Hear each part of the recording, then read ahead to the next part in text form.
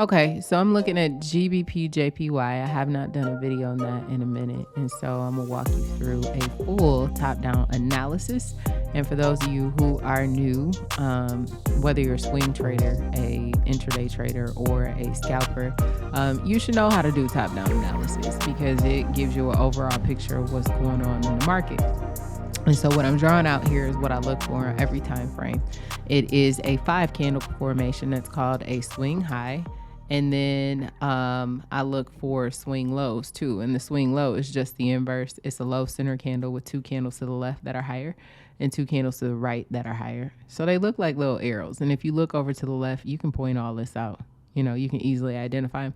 Now, one of the things I like about Smart Trader is that I'm able to kind of be more efficient with the tools that they have. The system picks up the support and resistance for me.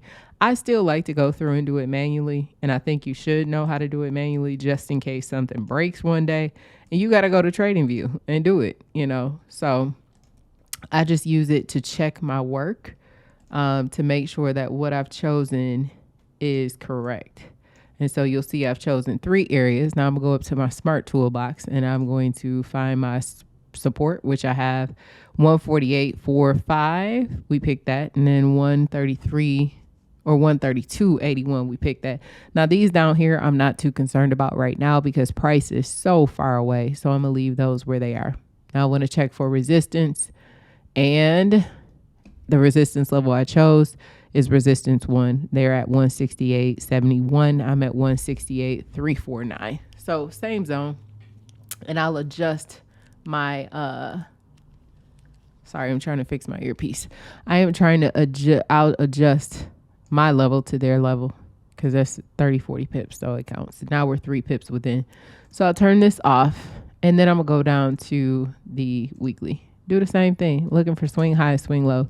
Now, you know, last week when the Bank of Japan intervened, it caused this big drop. I think that's 1,500 pips. And so there is no other level of support and resistance that I see in here that I can mark. Now I can double check that to make sure. They've got something a little bit lower right now. I'm not going to choose it on this time frame. I think there's a time frame where it's a little bit more clear. So I'm going to leave that alone. And then I'm going to just double check for support. And you see it's the area we chose already. So, and again, price is so far away. I'm not concerned down here right now. Just right now. So I'm going to go down to the daily. And I'm looking for the same thing. Swing high, swing low. And the daily here, you do have a level, it looks like to me right here. Yeah. But I don't see, like, I can't choose this right here as a high because once the market opens, I need 2 more days in order to figure out, you know, if this is actually going to be a high. So I'm not going to choose a high and I don't have a new low. I take that back. I did choose a high. I'm not going to choose a new low. But let's see. Resistance. So yeah, the level I chose, 167.881. I just put a line there and I have to change this color because we are on the daily and my daily color is red. So I'm gonna do that and then I'm gonna turn this off and then I'm gonna go down to the 4 hour. Now we got some levels. All right, so I'm gonna hit this. I'm gonna change it gray because that is my color for the 4 hour, and then I'm going to hit this right here because this is 4 hour level. Now, if I want to check that, make sure that what I chose is correct. Smart resistance. So 1, 2, we chose those areas. So I can turn this off. And then for my support levels, I'll choose this level. And then also I'm going to choose, I think that's a level 2. Let's see. So the resistance level we chose, we already did that. So we know that's right. And then let's choose support. Yep. So I'm good with this too. So I'm going to turn this off.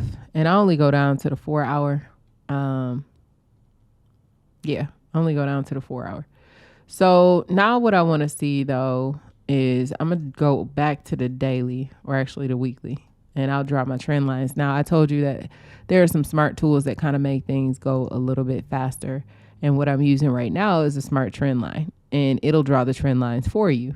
So I'm going to hit my weekly trend line, and I'm going to pull a ray to draw it. I don't do the trend line. I just find that rays are easier to work with for me and help me keep the line straight. And so I think we're good there on the weekly, so I can see what we got going on. And okay, there we go. OCDing is the OCD, I promise. Okay. And then actually, I don't even think I want this trend line. I know that we've broken it. What I'm interested in is from this low to where we are right here. That gives me a better picture of what's going on. Now, I wonder if I extend this, will it still make sense? No. So I have to do it from here. Now, what I can do, though, if I'm looking at this and I should have done it from, I'm moving ahead of myself. I should have done it from that way so y'all can see I'm moving backwards. I'm going to do I'm going to do all the steps because I'm moving too fast. Let me see where this puts me. There we go. That's what I was looking for. So now I know how to draw it. See, even I need some help sometimes. So I'm going to do it from here to here. And then, so this would be this next touch, the one I drew first. That's the second one. That's from this swing low to this swing low. So price is clearly on a downtrend right now. Now, in order for me to really understand what's going on, I want to look at the last low. Let me adjust this. And these look crazy sometimes because of how, when you zoom in, it kind of throws things a little bit off. So I want to see where we are on this current fib sequence. Now, because this created a new low, I'm interested in what the fib has to say about this. So I'm going to grab my smart fib. I'm going to go to this low. And based on this, we have A low, B high. We had a 50% pullback. And price D extension is at 162.51. And we haven't hit it yet. I think price stopped. Let me see if I can get crosshairs. I think price stopped at 162.13 or 162.24 is where I have it at. But we did not hit the D extension at 162.51. And so that's on the 4 hour. So before we could start anything new, this has to hit, right? So looking on the 1 hour, let's see. Let me go back to the 4 so I can get rid of this fib. If you want to cooperate today, I want the chart to be clean so y'all can see and y'all don't talk about me. Let me see if it'll let me. There we go. And so I want to see where we are here. Okay, let me go down to the 1. So on the 1 hour, this fib is lit up because this is an active fib. And what we have here is A low, B high, less than a 23.6 pullback. And price has done what we think it typically does on this type of setup. So when we have like a very shallow retracement and a momentum is, strong and there's no time for a pullback, oftentimes we see price stall out right around this 118.127. Now there is a possibility that price could push up just a little bit more to hit this 162, 50? This line right here, which would be the resistance level before we see price make a deeper retracement. And typically we see price come at least to the 38.2. So I'm going to put a line here. And I'm going to turn it green and make it solid. So my thought would be, I'm going to put a ray. So I'm going to go from swing low to swing low. But my thought would be that we're probably going to see price test this trend line right here. And then make, oh, that's kind of ugly, right? And then kind of break down at least, come on, computer. All right. And break through and then see the sell-off. That is what I see, at least to the 38.2. Now it could come down to the 618, which would make sense. That's part of, the trend line, but I know that price has a potential to react from that 38.2 level.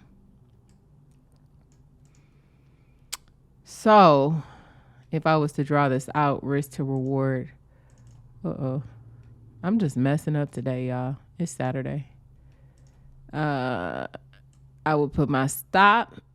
Now, do your own markup, but I'm just sharing with y'all what I see. I would put my stop just above this trend line. And then I'm going to turn this red. I'm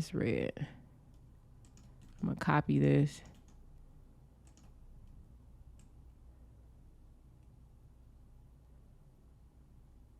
It's the OCD in me that's trying to get this lined up exactly right. Okay, there we go. And then I'm going to turn this green. So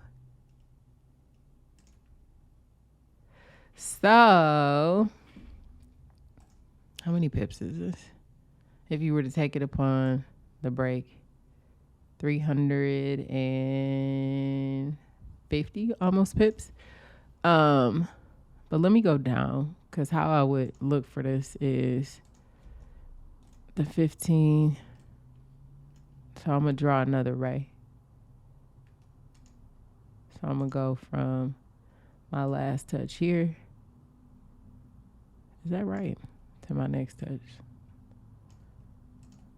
That looks right, but I'm going to double check it, because price is moving sideways too. So that might not be a good look. Let me see. I'm going to click my last touch. See, theirs is farther out. That's more accurate. So I'm going to go from my last touch. And let me line this up and make sure this is right. Yeah, so I think price is probably going to push up a little bit before we start to see it break down. But my thought is that we're going to get at least to this 38.2 level, this 158.45, before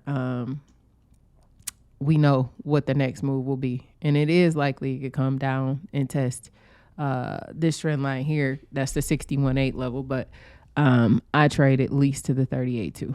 So that's my thought. Let me move back up. And let me make sure before I say that. Oh, 147. Yep, that's the 61.8. Yep, so this is my thought. Let me know what y'all are thinking for GBPJPY. If you're going to trade this one this week, what is your analysis showing you? You can leave it in the comments below, but this is my thoughts on this pair. I appreciate you guys for watching. You can go ahead, and if you found this video helpful in any way, go ahead, give it a thumbs up, and I will see you on the next video. And I hope that you have a very, very, very profitable week. All right, bye.